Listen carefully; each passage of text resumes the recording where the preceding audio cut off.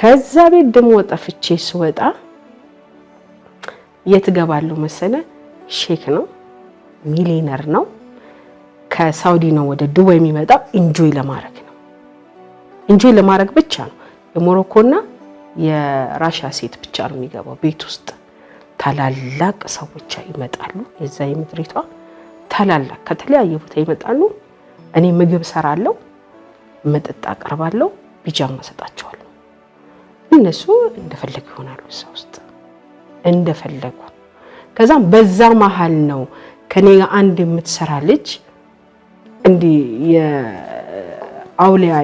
የአውሊያ አምልኮ ያመልካሉ የጥንቆላ ማለት ነው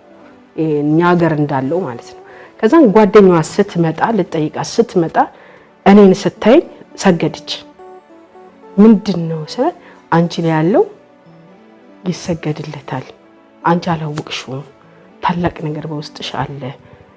ብዙ ነገር ማድረግ የሚችላል አለች